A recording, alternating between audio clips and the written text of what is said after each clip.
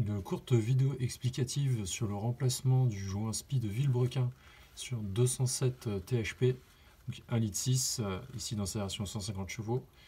Donc la technique, donc là c'est le joint SPI, donc le nouveau qui a été installé. La manière dont on enlève l'ancien, en fait ce qu'il faut faire c'est, voilà l'ancien, il y a une petite vis là, que j'ai entre les doigts. Donc c'est de venir percer avec un fourret très fin dans le joint. Donc moi ce que j'ai utilisé c'est une perceuse type Dremel. C'est une Mechaflex d'ailleurs, une très très vieille. Ça marche très bien. Il faut vraiment prendre son temps. Alors attention parce que derrière il y a tout autour là, il y a une bague en métal dans le joint. Donc ça c'est dur, il faut une mèche à métal. Puis avec un tout petit trou, là ça doit être un fourret de 1 mm que j'ai utilisé. Ensuite on met une vis dedans. On la vise bien pour qu'elle morde bien. Et après tirer vraiment tranquillement.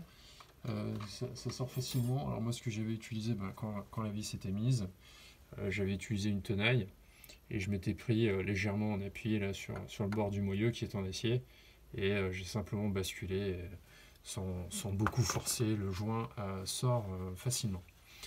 Donc ce sont des joints en PTFE, donc ils se remontent à sec.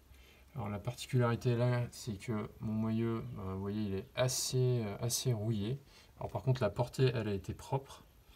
Par contre le moyeu était rouillé sur le bord. Donc pour éviter au moment du remontage du joint SPI de venir blesser la partie en contact avec le moyeu de Villebrequin et le carter,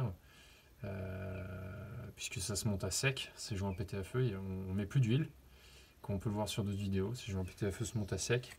Donc le mien venait avec voilà, une petite collerette de montage.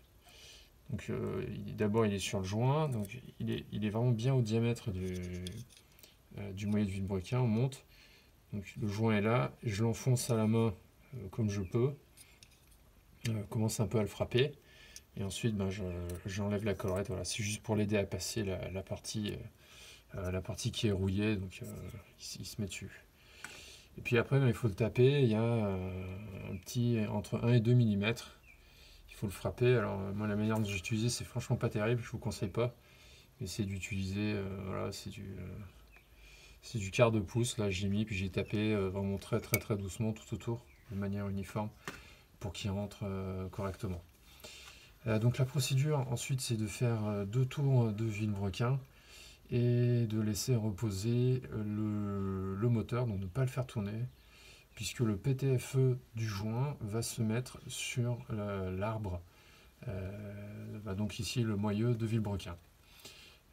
Et donc dans une procédure, j'ai vu qu'il fallait laisser pendant 4 heures le temps que le PTFE se dépose sur le moyeu.